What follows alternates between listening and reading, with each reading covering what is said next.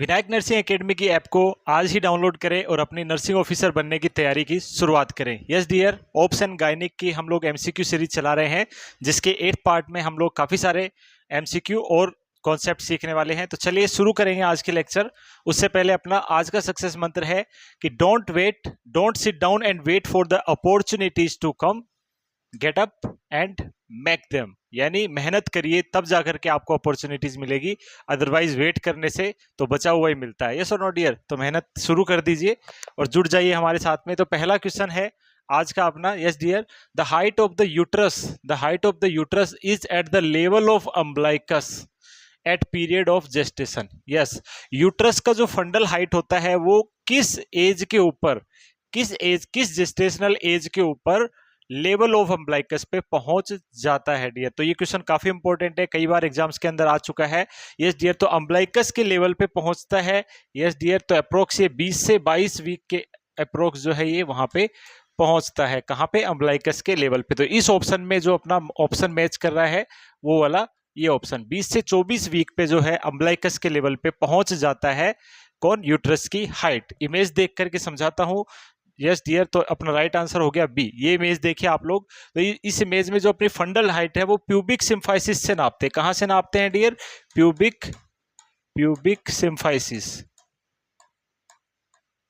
Pubic symphysis के level से नापते हैं। और प्यूबिक सिम्फाइसिस से अम्बलाइकस के लेवल पे अप्रोक्स, देखो अम्बलाइकस से जस्ट बिलो ये होता है 20 वीक पे, ठीक है। और अम्बलाइकस के लेवल पे लगभग 20 से 22 वीक के आसपास जो है यहाँ पे पहुंच जाता है। देन आफ्टर जो अपना जीफोइड प्रोसेस के लेवल पे एट टर्म पहुंचता है और पोस्ट टर्म पे वापस नीचे हो जाता है। यानी एट टर्म पे जो है डियर 36 से 38 वीक पे जो है ये हाईएस्ट लेवल के ऊपर होता है अपना फंडल हाइट। तो फंडल हाइट का ये मेजरमेंट होता है जो कि अपन अच्छे से सीख चुके हैं। इसमें ये याद रखिएगा किस लेवल से नापते हैं? प्यूबिक सिम्फाइसिस के लेवल से इसको नापा जाता है डियर। फिर एक क्वेश्चन और आता है इसके अंदर कि सेंटीमीटर में अगर पूछ लिया जाए कि मान लीजिए 20 वीक पे कितना सेंटीमीटर होगी फंडल हाइट कितना सेंटीमीटर होगी? तो याद रखिएगा डियर, वीक प्लस माइनस 2 कर लीजिएगा, उतना सेंटीमीटर आंसर आएगा, ठीक है। लाइक आपसे एक क्वेश्चन पूछा जाए कि एक प्रेग्नेंट महिला है तो उसके अंदर 12 वीक पे या सपोज करिए 18 वीक पे फंडल हाइट कितनी होगी फॉर एग्जांपल। तो 18 वीक पे कितनी हो जाएगी? Plus minus 2। तो इसमें प्लस माइनस 2 करेंगे तो 16 से 20 सेंटीमीटर उसकी फंडल हाइट रहेगी। कहां से नापना है? कहां से नापोगे? प्यूबिक सिम्फाइसिस से उसकी हाइट आपको नापनी है डियर। तो एक क्वेश्चन आपने पढ़ा, दूसरा आपने कॉन्सेप्ट भी यहाँ पे सीख लिया, ठीक है। अगले क्वेश्चन की तरफ बढ़ते हैं डियर। तो इस क्वेश्चन का राइट आंसर हो गया 20 से 24 वीक। तो याद रखिएगा, डायरेक्ट याद रखो, अम्बलाइकस के लेवल पे 20 से 24 वीक पे पहुंच जाता है, ठीक है। यस, नेक्स्ट बात करते हैं डियर। अगला क्वेश्चन है अपने पास में, what is the meaning of pseudocyesis? तो 2 वर्ड से बना है, स्यूडो प्लस साइसिस, ठीक है डियर। स्यूडो का मतलब होता है आभासी और साइसिस का मतलब होता है प्रेगनेंसी।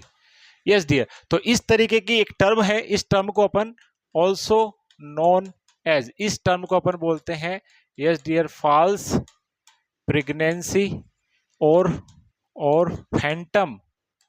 Phantom pregnancy. एक्चुअल में प्रेगनेंसी नहीं है, बट महसूस होता है उस महिला को कि वो प्रेग्नेंट है, because of some physiological changes as well as yes dear like breast tenderness होना, मेंस्ट्रुएशन साइकिल स्किप होना, इस तरह कुछ सिम्टम्स आने की वजह से उस महिला को लगने लग जाता है कि उसे प्रेगनेंसी है। इस प्रकार की प्रेगनेंसी को अपन फैंटम प्रेगनेंसी कहते हैं, फॉल्स प्रेगनेंसी कहते हैं, या फिर स्यूडोसाइसिस एक टर्म है जिसका मतलब ये होता है डियर। तो अब ऑप्शन पढ़ते हैं अपने पास। पहला option, false believe of a woman that she is pregnant. Yes, right answer is this, ठीक है। An abnormal enlargement of uterus, no, ये नहीं होगा। फॉल्स डायग्नोसिस, देखिए ये ऑप्शन भी इससे मिलता जुलता है, डायग्नोसिस वर्ड आ रहा है यहाँ पे, तो डायग्नोसिस से रिलेटेड नहीं है ये, ठीक है। फॉल्स डायग्नोसिस होना एक अलग चीज है, फॉल्सली अगर डायग्नोस हो जाता है तो वो अलग चीज होता है। लाइक एससीजी का लेवल नॉर्मली प्रेगनेंसी में बढ़ता है, बट अगर मोलर प्रेगनेंसी हो गई या फिर एंडोमेट्रियम का ट्यूमर हो गया, उस केस में भी एससीजी का लेवल बढ़ जाता है। तो फॉल्स डायग्नोसिस हो सकता है, बट वो स्यूडोसाइसिस नहीं कहलाएगा डियर। ठीक है, ये देखो पिछले लेक्चर में हमने एक क्वेश्चन किया था जिसमें मैंने बताया था एससीजी का लेवल कब कब बढ़ जाता है। तो एक नॉर्मल प्रेगनेंसी में तो एससीजी का लेवल बढ़ेगा, लेकिन साथ ही साथ में मोलार प्रेगनेंसी में भी बढ़ जाता है, यस और नो। और एंडोमेट्रियल कैंसर है, ट्यूमर है, उसके अंदर भी जो है बढ़ जाता है डियर। तो फास्ट डायग्नोसिस नहीं, क्या कहलाएगा, एक बिलीव होना वुमेन को कि she is pregnant, that is known as pseudocyesis. ठीक है, ऑल ऑफ द अबव तो हो नहीं सकता है, that is the wrong answer. ठीक है, तो राइट आंसर अपना क्या हो जाएगा, A is the correct answer. Okay, चलिएगा डियर, नेक्स्ट क्वेश्चन की तरफ बढ़ते हैं। तो फॉल्स प्रेगनेंसी को हम लोग फैंटम प्रेगनेंसी के नाम से भी जानते हैं। फैंटम का मतलब होता है आभासी, आभास होना। ठीक है, चलिए नेक्स्ट क्वेश्चन। ओके डियर, बहुत अच्छा क्वेश्चन है, काफी बार एग्जाम में ये क्वेश्चन आता है, बाकी टर्म को भी समझेंगे।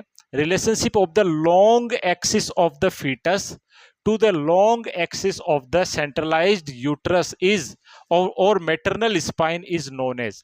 मदर की स्पाइनल कोड के साथ में या फिर मदर के यूट्रस की लॉन्ग एक्सिस के साथ में फीटस का लॉन्ग एक्सिस का क्या रिलेशन है, that is known as what, lie, attitude, denominator और स्टेशन। इसे क्या कहेंगे, पहले क्वेश्चन समझिए। क्वेश्चन क्या कहता है कि लाइक ये हो गई बात अपना प्रेग्नेंट यूट्रस की। ठीक है dear, that is the cervix, that is the vagina. Fetus मान लीजिए, तो ये हो गया लॉन्ग एक्सिस ऑफ यूट्रस, ये हो गया लॉन्ग एक्सिस ऑफ यूट्रस। तो स्पाइनल कोड भी ऐसी होगी मदर की, ये सुन नो। ठीक है, ये चीज समझना। ये हो गया अपनी फेलोपियन ट्यूब मान लीजिए। ठीक है, ये हो गया लॉन्ग एक्सिस ऑफ, किसका लॉन्ग एक्सिस हो गया डियर, ये लॉन्ग एक्सिस हो गया यूट्रस का। अब मान लीजिए इसके साथ में फीटस किस लेवल पे है, फीटस का लॉन्ग एक्सिस किस लेवल पे, तो फीटस का लॉन्ग एक्सिस मान लीजिए ये। तो इसी रिलेशन को क्या कहा जाता है, यही इस क्वेश्चन के अंदर पूछा जा रहा है डियर। तो चार टर्मिनोलॉजी है, चारों का मतलब अपन को पता होना चाहिए। तो इस रिलेशन को अपन लाई कहते हैं, लाई क्या कहेंगे डियर, लाई, यानी फीटस किस लेवल पे लाई है इस एक्सिस के रेस्पेक्ट में। यस, मदर का जो स्पाइन है या मदर का यूट्रस है, उस यूट्रस के रेस्पेक्ट में फीटस कितना ट्रांसवर्स है, ओब्लिक है, किस लेवल पे है, दैट इज नोन एज लाई। और लाई डियर तीन प्रकार की होती है। लाई को अपन तीन तरीके से कैटेगराइज करते हैं, और वो कैटेगराइज किस प्रकार से करते हैं, लॉन्गिट्यूडिनल लाई, ट्रांसवर्स लाई और ऑब्लिक लाई। लॉन्गिट्यूडिनल लाई के अंदर आप देख पा रहे हैं, देखो ये फीटस पूरा का पूरा, चाहे सेफेलिक प्रेजेंटेशन हो चाहे ब्रीच हो, दो पूरा बट लॉन्ग एक्सिस में मदर के पैरेलल है, इसे अपन लॉन्गिट्यूडिनल लाई कहेंगे। पूरा हॉरिजॉन्टल है तो इसे ट्रांसवर्स लाई कहेंगे। थोड़ा सा तिरछा है, देखिए ये मदर का एक्सिस हो गया, ये फीटस का एक्सिस, तो तिरछा है ना, तो इसलिए इसे ओब्लिक लाई कहा जाएगा। तो लाई का मीनिंग आपको आई थिंक समझ में आ गया होगा। मदर के यूट्रस या फिर मदर के स्पाइन के साथ में फीटस का जो लाई है, यानी फीटस का जो लेवल है वो किस लेवल पे है, लॉन्गिट्यूडिनल लेवल है, ट्रांसवर्स लेवल है या ओब्लिक लेवल है। समझ में आ गया। इस टर्म को अपन क्या कहते हैं डियर, लाई कहा जाता है।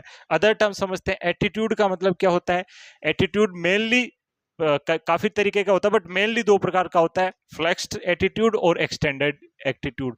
तो फिटस का हेड है वो एक्सटेंडेड है या फ्लेक्स्ड है during the labour process, that is known as attitude. समझ में आ गया।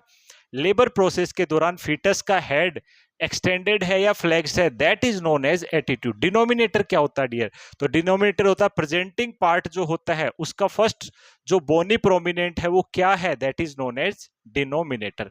ठीक है, और स्टेशन क्या होता है डियर, स्टेशन क्या होता है, जैसा कि अपन ने पढ़ा है, ये हो गया अपना पेल्विस। ठीक है, पेल्विस हो गया, पेल्विस के अंदर यहाँ पे स्चेल स्पाइन होता है, तो स्चेल स्पाइन के लेवल से फीटस का हेड जो है कितना, यानी इस लेवल को अपन जीरो लेवल बोलते हैं। इससे ऊपर -1 -2 -3 होता है, इसके आगे +1 +2 +3 होता है। तो फीटस का हेड कितना नीचे या कितना ऊपर है, इसको दर्शाने का एक तरीका होता है, वो टर्म क्या कहलाती है, स्टेशन। और स्टेशन पे ऑलरेडी अपन एमसीक्यू इसी एमसीक्यू सीरीज में अपन क्वेश्चन कर चुके हैं, तो आई थिंक आपको समझ में आ गया होगा। तो इस क्वेश्चन का राइट आंसर होगा लाई। एंड लाई जो है मेनली तीन प्रकार की होती है, लॉन्गिट्यूडिनल, ट्रांसवर्स और ऑब्लिक लाई। ठीक है, तो लाई का डेफिनेशन आपको पता होना चाहिए, क्या मतलब होता है, मदर के यूट्रस के लॉन्ग एक्सिस या फिर मदर के स्पाइन के लॉन्ग एक्सिस के रेस्पेक्ट में फीटस का लॉन्ग एक्सिस जो है वो किस लेवल पे है, दैट इज लाई। तो अगर मैं कहूं लॉन्गिट्यूडिनल लाई, तो इसका मतलब फीटस सीधा है, यानी हेड ऊपर भी हो सकता है, नीचे भी हो सकता है।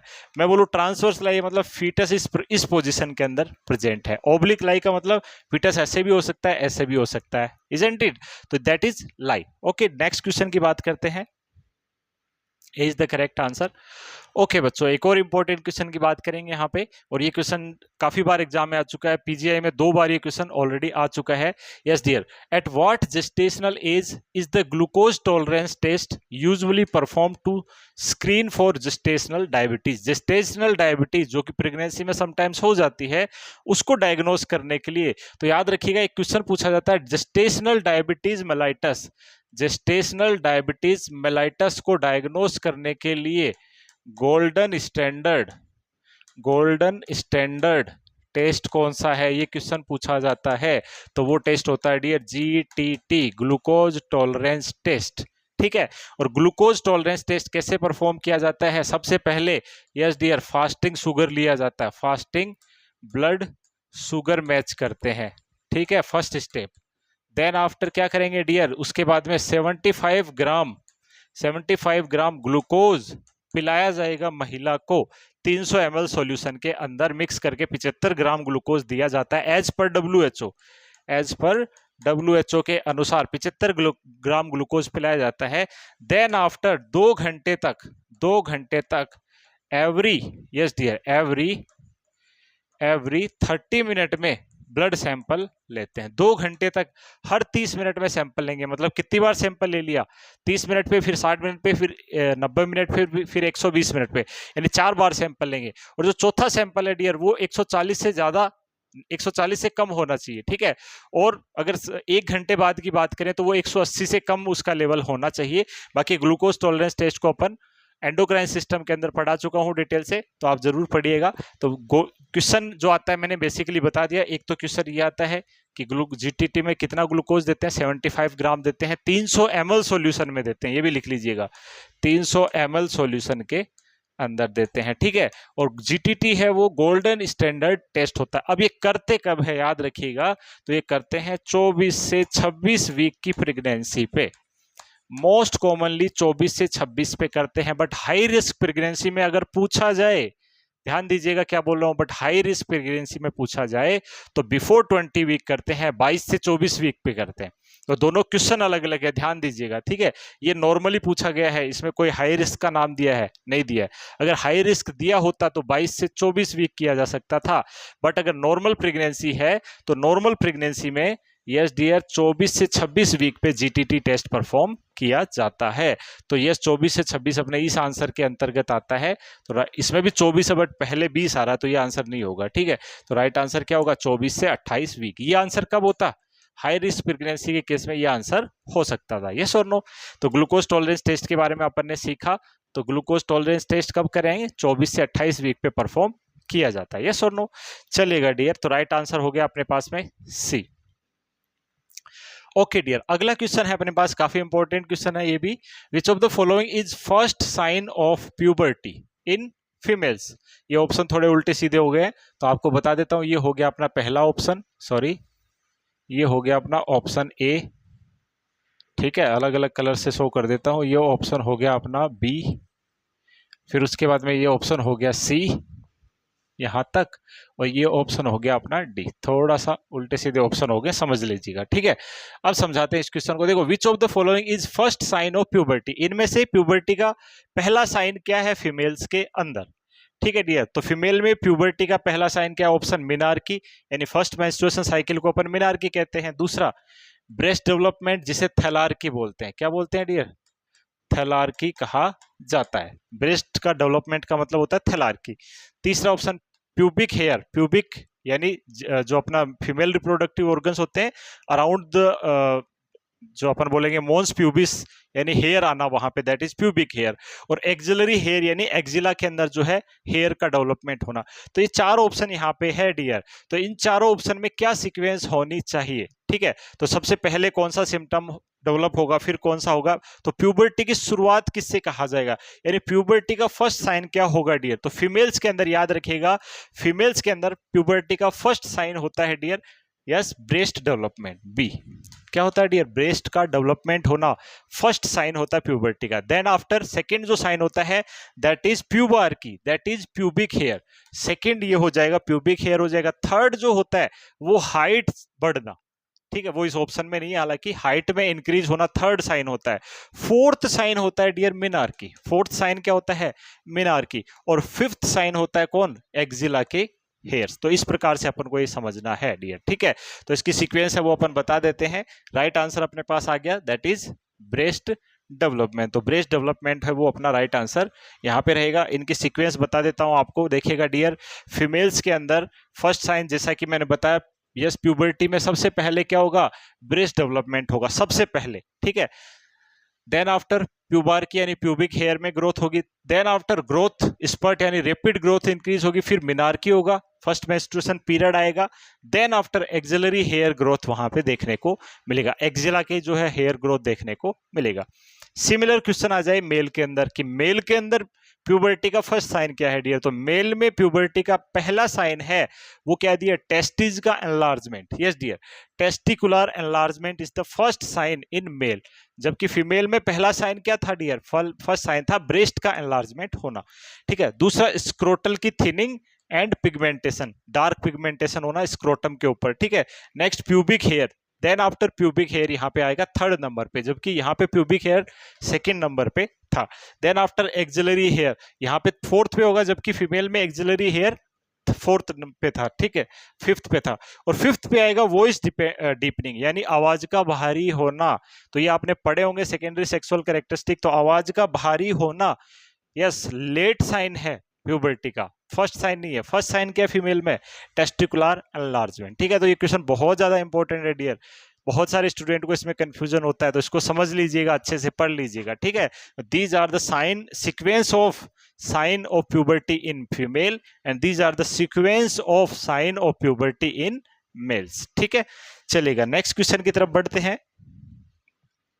ओके डियर, जीटीपीएल का एक और क्वेश्चन अपन लेकर के आए हैं, प्रीवियस सेक्शंस में भी अपन कर चुके हैं सेशन में, आज भी अपन देखते हैं। तो जीटीपीएल में जीटीपीएल, तो जी का मतलब होता है डियर ग्रेविडा यानी इंक्लूडिंग करंट प्रेगनेंसी वो फीमेल कितनी बार प्रेग्नेंट हुई है, दैट इज ग्रेविडा। यानी नंबर ऑफ प्रेगनेंसी को क्या कहेंगे, ग्रेविडा कहेंगे। चाहे बच्चा अबॉर्ट हुआ हो, चाहे लाइव हुआ हो, चाहे प्री टर्म हुआ हो, चाहे पोस्ट टर्म हुआ हो, चाहे करंटली प्रेग्नेंट हो, कितनी बार अब तक वो प्रेग्नेंट हुई है महिला, दैट इज ग्रेविडा। टी का मतलब टर्म, कितनी प्रेगनेंसी टर्म हुई है। नंबर ऑफ चाइल्ड की बात नहीं होगी यहाँ पे, मान लीजिए कोई जुड़वा बच्चे हो गए तो भी वो एक टर्म प्रेगनेंसी मानी जाएगी, यानी कितनी प्रेगनेंसी टर्म पे पहुंची है। और टर्म का मतलब क्या होता है डियर, 37 से 40 वीक। तो टर्म का मतलब क्या होता है, 37 से 40 वीक की प्रेगनेंसी को अपन टर्म प्रेगनेंसी कहा जाता है। यानी कितनी प्रेगनेंसी ने 37 या 37 वीक से ज्यादा क्रॉस किया है। अगला पी का मतलब होता है डियर प्री मैच्योर, कितनी डिलीवरी प्री मैच्योर हुई, यानी बिफोर 37 वीक कितनी डिलीवरी हुई। ए का मतलब अबॉर्शन, कितनी बार अबॉर्शन हुआ। और एल का मतलब होता है dear live birth, live birth, live कितने बच्चे पैदा हुए। मान लीजिए जुड़वा हुए तो वो 2 काउंट होंगे, तिड़वा हुए तो वो 3 काउंट होंगे, लेकिन मान लीजिए जुड़वा हुए तो वो एक ही प्रेगनेंसी काउंट होगी। ये चीज भी आपको ध्यान रखना है। तो चलिएगा आप जोड़ते हैं, तो देखो जी का अलग अलग ऑप्शन है तो इसलिए देखना पड़ेगा। तो पहले ग्रेविडा देखते हैं। तो एक 35 साल की महिला है जो कि करंटली प्रेग्नेंट है, यानी करंटली प्रेग्नेंट है मतलब जीवन हो गया एक, है ना। दूसरा देखिए she has 10 year old triplets who were born at 32 week, तो ये हो गया G2। ट्रिपल हुए लेकिन इसको एक ही काउंट करेंगे अपन, तो ये हो गया G2। Then after and a 16 year old who was born at 41, तो ये हो गया G3। Then after 12 year ago she has a miscarriage, उसे एक मिसकैरेज भी हुआ था 19 वीक पे, तो ये हो गया डियर G4। तो यस ग्रेविड वो कितनी बार हुई, यानी वो प्रेग्नेंट कितनी बार हुई, 4 बार। तो 4 वाला यानी ये ऑप्शन हो गया अपना गलत। बाकी में G4 है। और बाकी में देखो टर्म तीनों में चारों में एक है, इसलिए टर्म देखने की जरूरत ही नहीं है, ठीक है। टर्म देख वैसे बता देता हूं, तो यहाँ पे अपन देखेंगे तो 32 वीक ये प्री टर्म है, ठीक है dear. And a 16 year old, ये देखो ये टर्म प्रेगनेंसी को क्रॉस किया, यानी 37 को क्रॉस किया, क्रॉस करके चाहे 40 42 पोस्ट टर्म का कोई ऑप्शन नहीं अपने पास, तो ये टर्म में ही काउंट होगा, इसलिए T1 के अंदर काउंट हो जाएगा। तो G4 T1 हो गया। फिर प्री टर्म देखिए, प्री टर्म कितनी डिलीवरी हो रही है यहाँ पे, तो देखो ये जो डिलीवरी है वो प्री टर्म हुई है, मिस कैरेज को प्री टर्म नहीं मानेंगे डियर, ठीक है, sorry. Okay dear, miscarriage को अपन प्री टर्म नहीं मानते हैं, ठीक है। यहाँ पे ये जो डिलीवरी वो प्री टर्म हुई है, तो ये हो गया P1। अबॉर्शन कितने हुए? एक अबॉर्शन हुआ। और लाइव कितने बच्चे हैं? तो लाइव देखिए, अभी करंट प्रेग्नेंट इसको लाइव में नहीं गिनेंगे।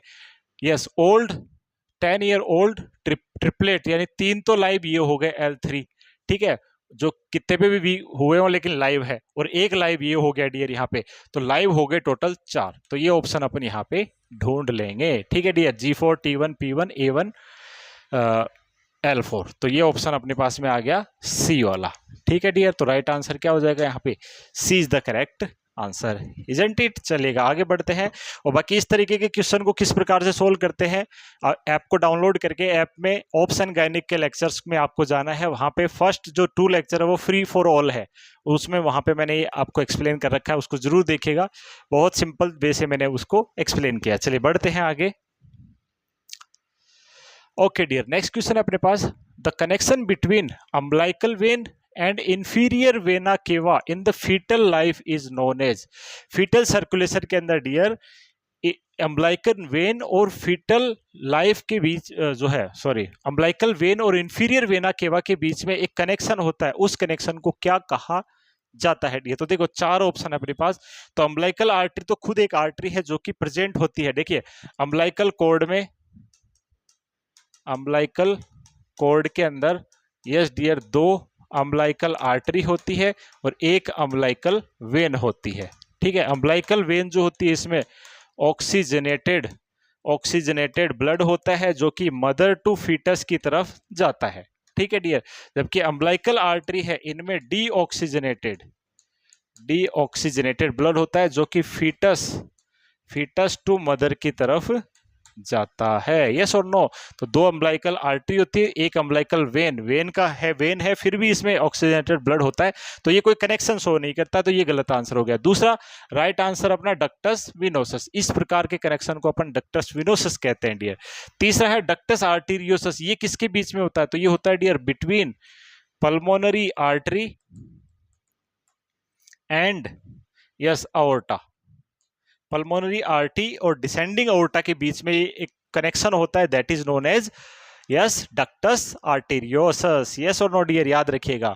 देन आफ्टर फोरामन ओवल किसके बीच में होता है dear? It is present between 2 atrium, 2 atrium के बीच में फोरामन ओवल प्रेजेंट होता है।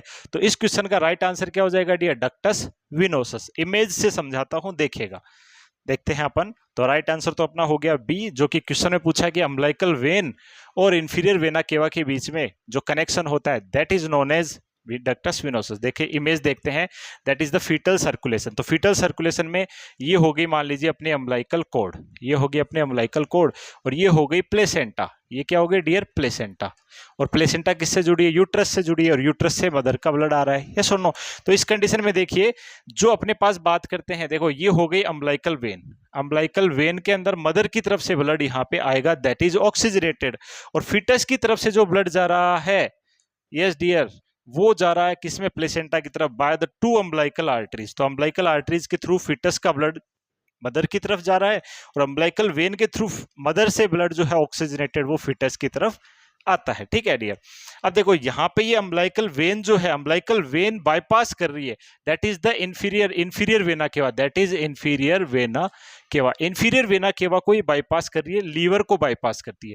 तो एक क्वेश्चन और भी आता है यहाँ पे कि डक्टस आर्टीरियोसस डक्टस विनोसस है, वो किसको बाईपास करता है? तो इट बाईपास लीवर। किसको बाईपास करता है डियर? लीवर के सर्कुलेशन को बाईपास करता है, and it is the very very important question dear, ठीक है, याद रखिएगा। तो डक्टस विनोसस है, वो लीवर के सर्कुलेशन को सीधा बाईपास कर करके ब्लड को कहां पहुंचाता है? हार्ट के लेवल तक पहुंचाता है, ठीक है। दूसरी टर्म क्या थी अपने पास? देखो ये हो गई अपनी कौन सी? पल्मोनरी आर्टरी, और ये होगी आर्क ऑफ अओर्टा। तो पल्मोनरी आर्टरी और अओर्टा के बीच में डक्टस आर्टीरियोसस प्रेजेंट होता है, और दोनों एट्रियम के बीच में, यस डियर, क्या प्रेजेंट होता है? राइट एट्रियम और लेफ्ट एट्रियम के बीच में क्या प्रेजेंट होता है? फोरामन ओवल जो है प्रेजेंट होता है dear, foramen ovale, that is present between right and left atrium. Yes और नो? तो ये टर्म याद रखिएगा, काफी बार एग्जाम में पूछते हैं डियर, ठीक है। आशा करता हूं ये क्वेश्चन आपको समझ में आ गया होगा, ठीक है। चलिए नेक्स्ट क्वेश्चन की तरफ बढ़ते हैं। ओके बच्चों, इजी सा क्वेश्चन है, समझ लेते हैं फटाफट से। The milk secreted 2 week after delivery of the baby is known as. ठीक है, तो जस्ट आफ्टर डिलीवरी जो मिल्क प्रोड्यूस होता है वो उसे अपन क्या कहते हैं डियर? उसे अपन बोलते हैं कोलेस्ट्रॉम। उसे क्या कहते हैं? कोलेस्ट्रॉम कहते हैं। It is the yellow thick milk that is secreted just after delivery, जिसके अंदर IgA भरपूर मात्रा में होती है। कौन सी होती है? इम्यूनोग्लोबुलिन ए भरपूर मात्रा में पाई जाती है। और इसके बाद में जो मिल्क सिक्रीट होता है डियर, वो मिल्क क्या कहलाता है? ट्रांजिशनल मिल्क कहलाता है। क्या कहलाता है डियर? ट्रांजिशनल मिल्क कहलाएगा। तो राइट आंसर क्या हो जाएगा डियर? यस डियर, तो इस क्वेश्चन का राइट आंसर हो जाएगा ट्रांजिशनल मिल्क। और ट्रांजिशनल मिल्क के बाद में जो सिक्रीशन होता है वो क्या कहलाएगा? मेच्योर मिल्क के नाम से जाना जाता है। ठीक है, चलेगा। तो इसमें कुछ नहीं है, कोलोस्ट्रम फर्स्ट मिल्क हो गया, और मेच्योर मिल्क जो हमेशा सिक्रीट होता है, ठीक है, कुछ 4-5 वीक के बाद में, दैट इज मेच्योर। और मेच्योर और कोलोस्ट्रम के बीच में ट्रांजिशनल मिल्क सिक्रीट होता है 1-2-3 वीक के आसपास। ठीक है, याद रखिएगा। और 4 मिल्क होता है, हर मिल्क इजेकुलेशन से जस्ट पहले थोड़ा सा मिल्क जो निकलता है, पतला मिल्क निकलता है, दैट इज 4 मिल्क। मिल्क का इनिशियल पार्ट क्या कहलाता है? 4 मिल्क कहलाता है। ठीक है, तो इजी क्वेश्चन है, ज्यादा इसमें कुछ है नहीं समझाने को। चलेगा डियर, अगला अच्छा क्वेश्चन है अपने पास में, देखिएगा। ये क्वेश्चन आया था अभी रिसेंटली एग्जाम में। It is the alternative of shape of the fore coming head. Fore coming मतलब जो हेड बाहर आ रहा है, while passing through the resistance birth passage during labour. देखिए, लेबर के दौरान जब हेड बाहर आता है, यस डियर, कहां से? सर्विक्स वेजाइना से बाहर आता है, उस दौरान shape of the head alter होती है। Shape of the head alter होती है, इस चीज को अपन क्या कहेंगे? ठीक है डियर, तो इस चीज को अपन कहते हैं डियर मोल्डिंग। क्या कहा डियर? इसे मोल्डिंग कहा जाता है। यानी डिलीवरी प्रोसेस के दौरान, यस डियर, चूंकि हमें पता है फीटल हेड जो होता है उसमें सुचर्स होते हैं, उसके अंदर फोंटेनल्स होते हैं, सॉफ्ट स्पॉट्स होते हैं, इस वजह से फीटस का हेड ओवरलैप हो जाता है ड्यूरिंग द डिलीवरी, ताकि वो आसानी से डिलीवर हो सके। तो फीटस के हेड की शेप चेंज होना during the delivery process is known as moulding. लेकिन एक इसी से रिलेटेड और साइन होता है डियर, याद रखिएगा, Spalding sign. Spalding sign, Spalding sign क्या होता है dear? Overlapping of cranial bone of fetus. ये किसमें विजिबल होता है डियर? विजिबल इन यूएसजी में विजिबल होता है। और it is sign of intrauterine death का ये साइन होता है डियर। कौन विजिबल होता है? यूएसजी में, जिसमें ओवरलैपिंग बोन्स दिखाई देती है। बट डिलीवरी के दौरान अगर ओवरलैपिंग हो रही है तो वो क्या कहलाता है डियर? मोल्डिंग कहलाता है। मोल्ड होना, ढलना, ठीक है, दैट इज मोल्डिंग। और बाकी इस कंडीशन को क्या कहते हैं अपन? स्पाल्डिंग साइन अलग होता है, ये भी एग्जाम में आता है, ध्यान रखिएगा। इसका अलावा कैपुट सक्सीडेनम, सिफेलोहेमेटोमा, इसका क्वेश्चन अपन ने आई थिंक MCQ सेशन 6 में कर रखा है, तो उसमें इमेजेस के साथ में दोनों को मैंने एक्सप्लेन किया और दोनों में डिफरेंस बताए थे, तो वो ऑलरेडी सीख चुके हैं। रेटिनोब्लास्टोमा एक तरीके का कैंसर है, ठीक है, तो ये चीज अलग है। तो राइट आंसर क्या हो जाएगा अपने पास? मोल्डिंग। ठीक है डियर, चलेगा, आगे बढ़ते हैं नेक्स्ट क्वेश्चन की तरफ। ओके डियर, बहुत अच्छा क्वेश्चन है मैग्नीशियम सल्फेट से रिलेटेड, तो ये क्वेश्चन हमें आना ही चाहिए। देखिए, magnesium sulphate MgSO4, magnesium sulphate है, administered every 4 hours to an pre eclamptic patient. Pre eclampsia में ही देते हैं ये। एक क्वेश्चन तो अपने आप इस क्वेश्चन के अंदर है, ठीक है डियर। प्री एक्लेम्पसिया में अपन MgSO4 देते हैं, किस लिए देते हैं? टू प्रिवेंट सीजर एक्टिविटी को प्रिवेंट करने के लिए। विच of the following symptom is indication for the next dose of MgSO4? इनमें से कौन सा सिम्टम होगा जिसमें आप ये बोल सकते हो कि अगली डोज दी जानी चाहिए? ठीक है डियर, ये क्वेश्चन थोड़ा समझना कॉम्प्लिकेटेड लैंग्वेज है।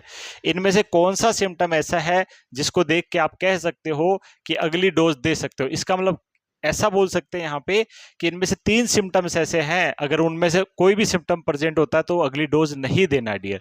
बट एक सिम्टम नॉर्मल है, 3 सिम्टम एबनॉर्मल है, तो एक नॉर्मल सिम्टम है, उसको पहचानना है यहाँ पे डियर। ठीक है, इस क्वेश्चन की लैंग्वेज थोड़ा सा ट्रिकी है, ठीक है, समझिएगा इस क्वेश्चन को।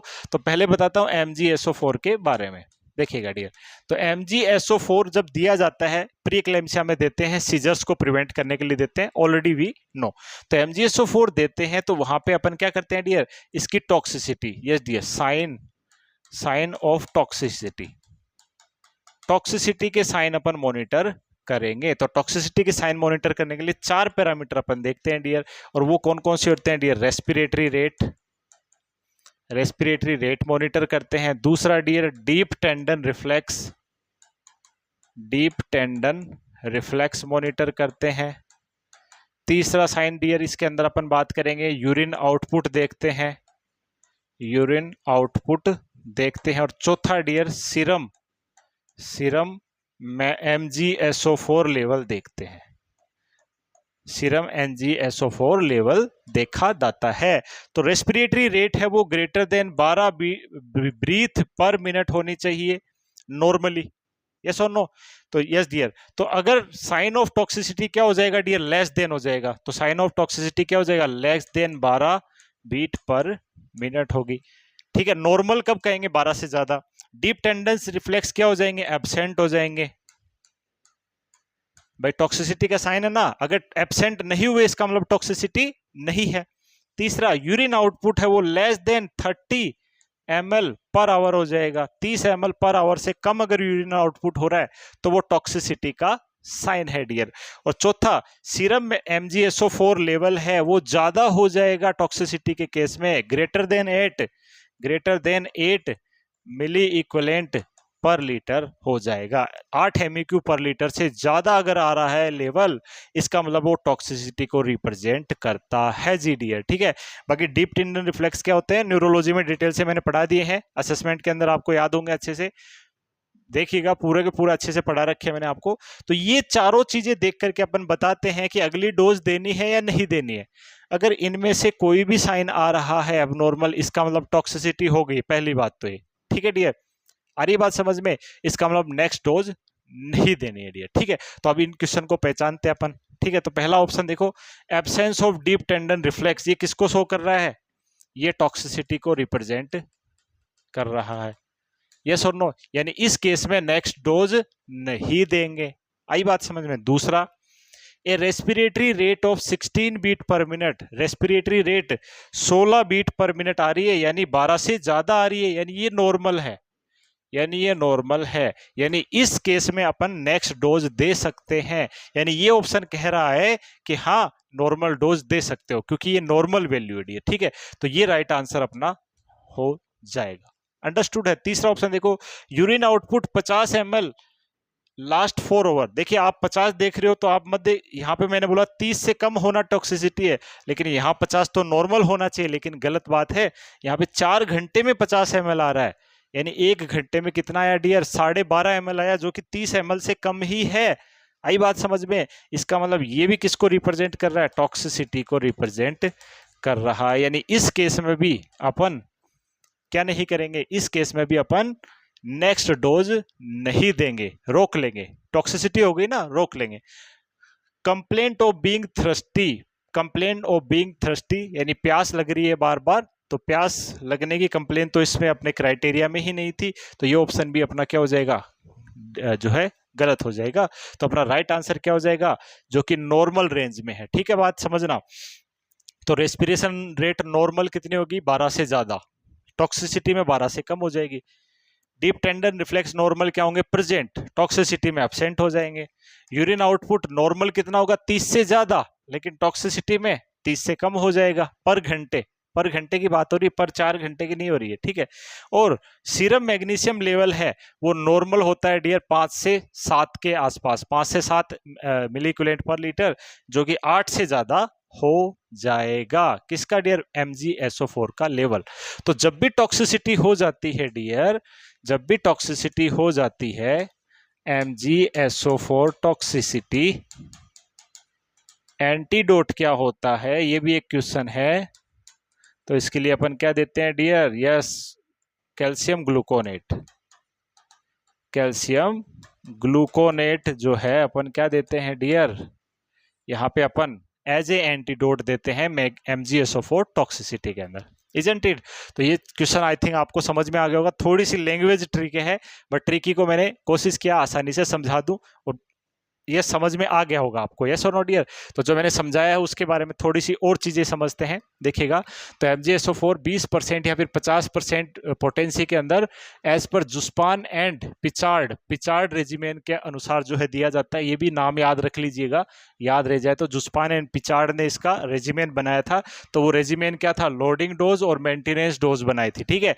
तो ये बाकी MgSO4 की फार्मेकोलॉजी में अपन पढ़ते हैं कि लोडिंग डोज है वो इनिशियल डोज होगी, जो कि कितनी होगी? 14 ग्राम देते हैं, ठीक है डियर। जिसमें दो डोज में डिवाइड करते हैं, 4 ग्राम तो 8 ml में और 10 ग्राम 20 ml में यहाँ पे दी जाती शुरुआती dose. Then after maintenance dose है वो कंटिन्यूअस 5 ग्राम इन 10 ml में एवरी 4 आवर में अपन को ये देने। तो ये एक रेजिमेन है जो कि किसने डेवलप किया था? जुस्पान एंड पिचार्ड ने डेवलप किया था। इसके अनुसार इसको दिया जाता है, IM डोज में देते हैं। MgSO4 की टॉक्सिसिटी मॉनिटर करनी है तो avoid next dose if any one of the below is abnormal. Abnormal है, या नॉर्मल नहीं है, यहाँ पे एबनॉर्मल। इनमें से कोई भी अगर एबनॉर्मल है तो अगली डोज नहीं देनी है जी, ठीक है।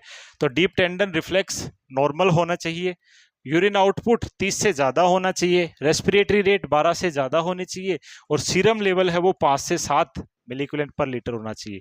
समझ में आ गया? एबनॉर्मल कब कहेंगे? जब ये रिफ्लेक्स एब्सेंट हो, ये 30 से कम हो, ये 12 से कम हो, और ये जो है लेवल 8 से ज्यादा हो, तब अपन को अगली डोज नहीं देनी है जी, ठीक है। और एंटीडोट देना है which is calcium gluconate 1 gram in 3 minute. 3 minute में 1 ग्राम 1000 mg अपन वहां पे दे देंगे। यस और नो? सीख गए होंगे। चलिए आगे बढ़ते हैं।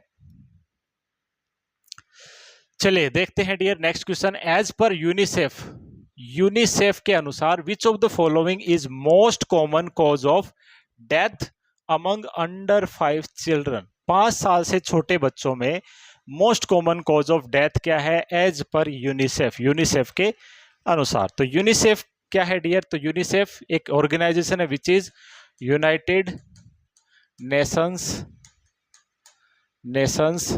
इंटरनेशनल चाइल्ड या चिल्ड्रन इमरजेंसी फंड होता है डियर, ठीक है। ये जो ऑर्गेनाइजेशन था ये 11 दिसंबर 1946 को आफ्टर सेकेंड वर्ल्ड वॉर जो है डेवलप हुआ था, और इसका जो हेडक्वार्टर है वो न्यूयॉर्क कहाँ पे डियर? न्यूयॉर्क USA के अंदर, यूनाइटेड स्टेट्स ऑफ अमेरिका में सिचुएटेड है, ठीक है। तो जो यूनिसेफ है उन्होंने बच्चों के लिए उनकी एजुकेशन कौन से कंट्रीज डियर जो सेकेंड वर्ल्ड वॉर से अफेक्टेड थे उन देशों के और डेवलपिंग कंट्रीज के जो बच्चे हैं उनकी एजुकेशन, फीमेल की एजुकेशन, उनका हेल्थ, ठीक है, उनसे रिलेटेड जो है वो वर्क करता है, उनके लिए इमरजेंसी फंड प्रोवाइड कराता है। और as per UNICEF dear, as per UNICEF first cause of death है वो है न्यूमोनिया, ठीक है। सेकेंड कॉज ऑफ डेथ है अंडर 5 चिल्ड्रन की बात हो रही है, दैट इज डायरिया, और थर्ड जो कॉज है दैट इज मलेरिया। किन देशों में बात हो रही है? डेवलप्ड की बात नहीं हो रही है, developing countries as well as affected in second world war countries, ठीक है डियर। तो pneumonia is the correct answer. Pneumonia option में ना होता तो सेकेंड आंसर होता अपना डायरिया। यस और नो? न्यूमोनिया ऑप्शन में नहीं मिलता तो डायरिया यहाँ पे आपको ढूंढना रहता, ठीक है। तो इस क्वेश्चन का राइट आंसर हो जाएगा डायरिया। अंडरस्टूड? क्लियर है ये पॉइंट यहाँ पे? चलेगा नेक्स्ट बात करते हैं अपन। तो D is the correct answer. Okay dear, next question अपने पास में एक अच्छी सी टर्मिनोलॉजी है that is oligo ovulation refers to. Oligo ovulation का क्या मतलब होता है? तो टर्म पढ़ते हैं अपने पास। ओलिगो का मतलब होता है डियर कम,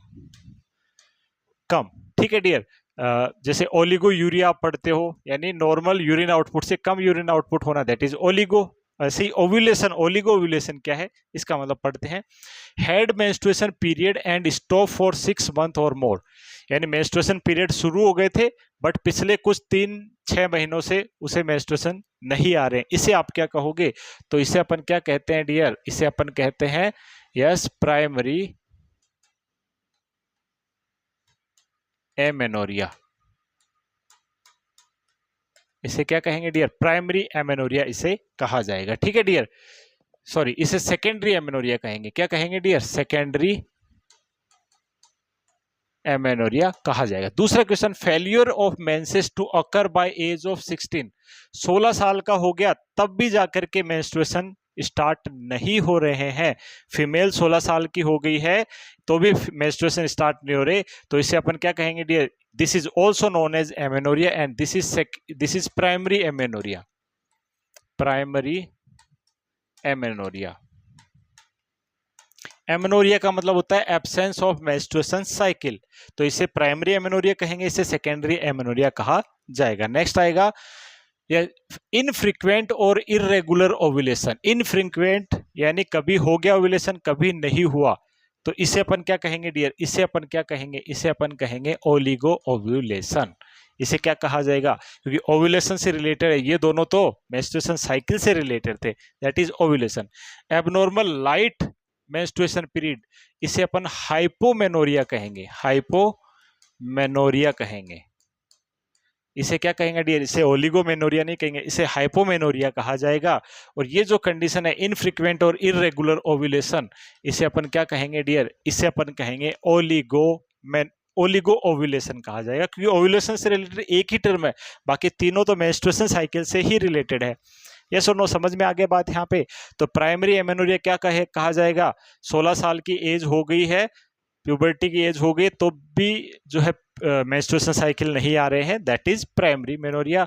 और अगर बात करें सेकेंडरी एमेनोरिया किसे कहेंगे? मेंस्ट्रुएशन साइकिल स्टार्ट हो गई थी बट वापस से रुक गई है, दैट इज सेकेंडरी एमेनोरिया। ठीक है, इसी से रिलेटेड कुछ 2 एमसीक्यू अपने पास नेक्स्ट है, तो राइट आंसर इज सी। तो देखिएगा क्वेश्चन है अपने पास, what is primary amenorrhoea is defined as. Primary amenorrhoea का मतलब क्या है? तो प्राइमरी एमेनोरिया मैंने बताया था 16 साल की उम्र तक भी मेंस्ट्रुएशन साइकिल स्टार्ट नहीं होना क्या कहलाएगा? प्राइमरी। जैसा कि अभी भी अपन ने देखा, yes dear, that is primary. Failure to of menses to occur by age of 16। ठीक है, तो राइट आंसर अपने पास हो गया B, that is failure of menses occur. देखो, प्राइमरी एमेनोरिया का मतलब क्या होता है? एब्सेंस ऑफ मेंस्ट्रुएशन साइकिल, और मेंस्ट्रुएशन साइकिल शुरू ही ना हो 16 साल की उम्र तक, तो उसे प्राइमरी कहेंगे। और सेकेंडरी कब कहेंगे? शुरू तो हो गई थी बट पिछले कुछ 6 महीने या 3 महीने से मेंस्ट्रुएशन साइकिल नहीं आ रहा, पास्ट 3 या 6 मंथ से नहीं आ रही है। शुरू हो गई थी टाइम पे बट पिछले 3 या 6 महीने से मेंस्ट्रुएशन साइकिल स्टॉप हो गए हैं, उसे अपन कहेंगे सेकेंडरी एमेनोरिया। अगला क्वेश्चन इसी से रिलेटेड है, तो यस डियर, तो अगला है सेकेंडरी एमेनोरिया किसे कहेंगे? तो सेकेंडरी एमेनोरिया किसे कहेंगे? Had menstruation period and stop for 3 to 6 लिख दीजिए, 6 मंथ और मोर। ठीक है डियर, तो इस क्वेश्चन का राइट आंसर हो जाएगा अपना ए, जिसे अपन क्या कहेंगे? सेकेंडरी एमेनोरिया कहा जाएगा। Okay, understood. चलिएगा आगे बात करते हैं। ओके डियर, तो अगला क्वेश्चन है अपने पास, तो 3 क्वेश्चन लगातार एक ही टॉपिक से रिलेटेड थे। अब नेक्स्ट क्वेश्चन है dear, what is the commonest cause of cryptomenorrhoea. Cryptomenorrhoea का मोस्ट कॉमन कारण क्या है? तो मेनोरिया का मतलब तो मेंस्ट्रुएशन साइकिल, और क्रिप्टो का मतलब क्या होता है डियर? क्रिप्टो का मतलब होता है अदृश्य। क्रिप्टो का मतलब होता है अदृश्य, समझाने के लिए। ठीक है, लाइक क्रिप्टो करेंसी बोलते हैं ना, आपने सुना होगा, अदृश्य करेंसी। ठीक है, तो अदृश्य यानी ऐसा मेंस्ट्रुएशन साइकिल जो हो तो रहा है एक्चुअल में बट दिखाई नहीं दे रहा है, दैट इज नोन एज क्रिप्टोमेनोरिया। और इसका क्या कारण है डियर? तो इसका एक ही कारण होता है, वो होता है इम्परफोरेट हाइमन, यानी जो हाइमन आभासी झिल्ली होती है, हाइमन लेयर होती है, वो अगर परफोरेट नहीं हुई है तो वो क्या करेगी? मेंस्ट्रुएशन साइकिल को रोक लेगी। ठीक है डियर, तो मेंस्ट्रुएशन तो होगा बट वो दिखाई नहीं देगा, आभासी मेंस्ट्रुएशन इसे कहा जाता है डियर, समझिएगा। तो it is known as imperforate hymen and it is the also cause of primary amenorrhoea. Primary amenorrhoea का भी ये कारण हो सकता है डियर। तो राइट आंसर क्या हो गया? Imperforate hymen. ठीक है, चलिएगा next question. Okay dear, hormone से रिलेटेड है। Which hormone is primarily responsible for contraction during labour. Labour के दौरान कॉन्ट्रैक्शन के लिए रिस्पॉन्सिबल इनमें से मेन हार्मोन कौन सा है? तो लेबर के दौरान कॉन्ट्रैक्शन जो होते हैं, लेबर प्रोग्रेस जो होती है डियर, वो due to oxytocin, due to oestrogen and progesterone level change होने की वजह से, और तीसरा जो डियर प्रोस्टाग्लैंडिन, तीनों की वजह से यहाँ पे होती है। और यही चारों, ये तो चलो प्रोलैक्टिन का तो रोल ही नहीं है, ये 3 यहाँ पे ऑप्शन में है, तो इनमें आंसर क्या होना चाहिए?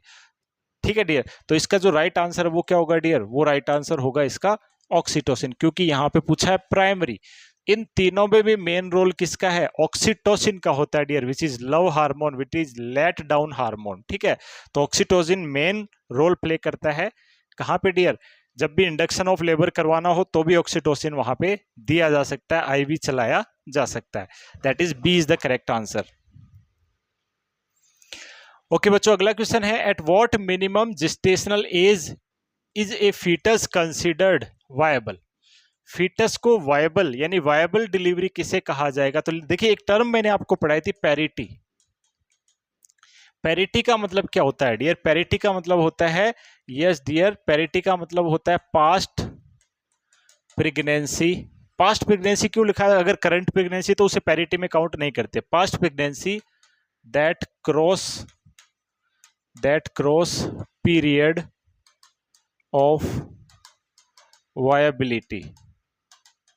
वायबिलिटी के पीरियड को जो क्रॉस करती है उतनी पिछली प्रेगनेंसीज को अपन पैरिटी कहते हैं। यानी पिछली, अभी मान लीजिए कोई महिला जो है प्रेग्नेंट है और पहले भी 3-4 बार प्रेग्नेंट हुई है, बट उसमें से कितनी बार जो है पीरियड ऑफ वायबिलिटी को क्रॉस किया है, that is known as parity. तो पीरियड ऑफ वायबिलिटी क्या है? तो याद रखिएगा, as per WHO it is 24 week, 24 week. और as for ICMR, Indian Council for Medical Research, it is 28 week. जब कुछ नहीं दिया हो तो मैंने बताया था आपको पढ़ाते टाइम, WHO को मानना है। तो राइट आंसर क्या हो जाएगा? क्वेश्चन में दिया होता एज पर ICMR तो आंसर देना आपको क्या? 28 वीक। बट ICMR के अनुसार नहीं पूछा है, एज पर WHO पूछा है। पीरियड ऑफ वायबिलिटी जो है 24 वीक होगी WHO के अनुसार। अब ये पीरियड ऑफ वायबिलिटी है क्या जी? देखिए, पीरियड ऑफ वायबिलिटी कहा जाता है वो न्यूनतम वीक जिसके बाद अगर डिलीवरी हो जाए तो बच्चा सरवाइव कर जाएगा, उसे अपन पीरियड ऑफ वायबिलिटी कहते हैं। तो देखिए, WHO ये मानता है कि 24 वीक के बाद में अगर डिलीवरी होता है तो वो बच्चे के सरवाइव होने के चांसेस ज्यादा है। ठीक है, और इसका रिलेशन मैंने रेस्पिरेटरी सिस्टम पढ़ाया था, तब बताया था कुछ लंग सर्फेक्टेंट होते हैं वो बनने शुरू हो जाते हैं 22 वीक के बाद। ठीक है डियर, तो 22 वीक के बाद में कॉर्टिकोस्टेरॉइड थेरेपी वगैरह से उसे बचाया जा सकता है। बट जो कंट्री जितनी ज्यादा डेवलपिंग होगी, देखो जो अपन बात करेंगे ना, जो हायर कंट्रीज होती है, जो डेवलप्ड कंट्री है, उसमें पीरियड ऑफ वायबिलिटीज 24 वीक ही है। ठीक है, बट जो पुअर कंट्रीज है उनमें पीरियड ऑफ वायबिलिटीज उतना ही ज्यादा होता जाएगा। लाइक इंडिया में पीरियड ऑफ वायबिलिटी कितना है? 28 वीक। यानी 28 वीक से पहले बच्चों को बचाना बहुत मुश्किल हो जाता है इंडिया के सिनेरियो में, क्योंकि इतनी सुविधाएं नहीं है, इतने इंफ्रास्ट्रक्चर डेवलप नहीं है। ऐसे ही मैं और कंट्री की बात करूं, जैसे पाकिस्तान है, बांग्लादेश है, आसपास की कंट्रीज की बात करें और पुअर कंट्रीज है, उनके अंदर पीरियड ऑफ वायबिलिटी 32 वीक आता है डियर, क्योंकि वहां पे और ज्यादा इंफ्रास्ट्रक्चर अपन से वीक है। तो वहां पे 32 वीक से पहले अगर कोई बच्चा डिलीवर हो गया तो उसे बचाना, उसे वायबिलिटी उतनी ही कम हो जाती है, पीरियड ऑफ वायबिलिटी वो कहलाएगी। तो इंडिया के सिनेरियो में पीरियड ऑफ वायबिलिटी कितनी है? 28 वीक एज पर ICMR। बट अगर WHO पूछे तो 24 वीक यहाँ पे आंसर दे दीजिएगा। ठीक है, तो राइट आंसर 24 वीक। चलिए next question. Okay dear, easy सा क्वेश्चन है। ठीक है, yes dear, which manoeuvre is used to assess fetal position, fetus की position and presentation during a prenatal examination. Prenatal examination के दौरान फीटस की पोजीशन और प्रेजेंटेशन किससे असेस करते हैं डियर? तो बहुत इजी सा क्वेश्चन है, लियोपोल्ड्स मैन्युअर के द्वारा पर वहां पे असेस करते हैं, जिसमें Leopold first, second, third, fourth यहाँ पे अपने पास आते हैं। लियोपोल्ड फर्स्ट, सेकंड, थर्ड और फोर्थ। तो फर्स्ट के अंदर अपन फंडल हाइट मेजर करते हैं, सेकंड के अंदर अपन क्या कर रहे हैं? लाई देख रहे हैं कि वो लॉन्गिट्यूडिनल है, ट्रांसवर्स है या ओब्लिक लाइव है।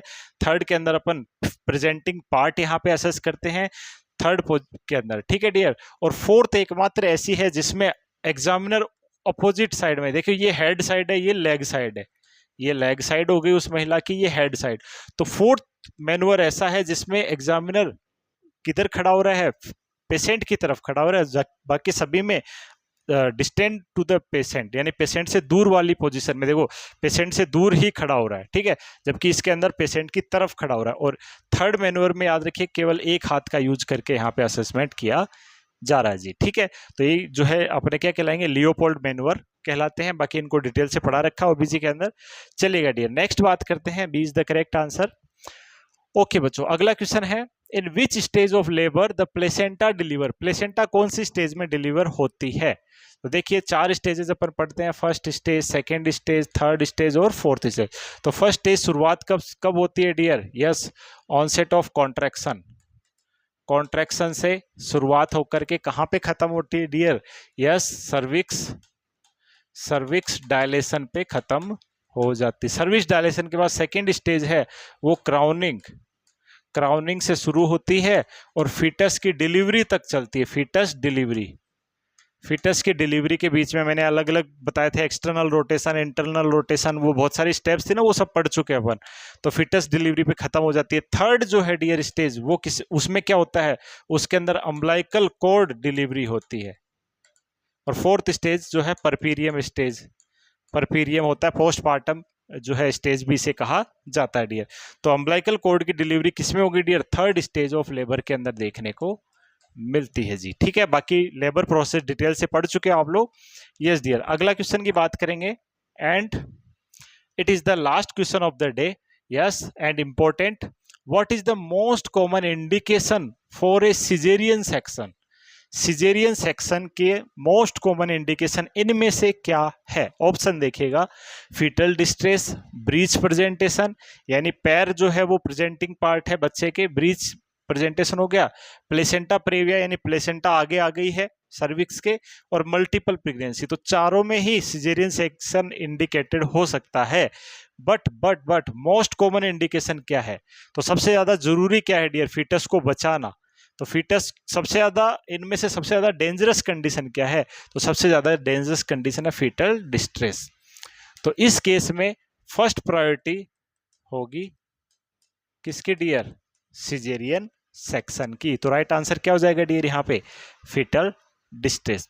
तो काफी अच्छा क्वेश्चन था, अच्छे से आपने समझा। यस डियर, तो आज के लेक्चर में अपन ने काफी सारे क्वेश्चन और आंसर समझे।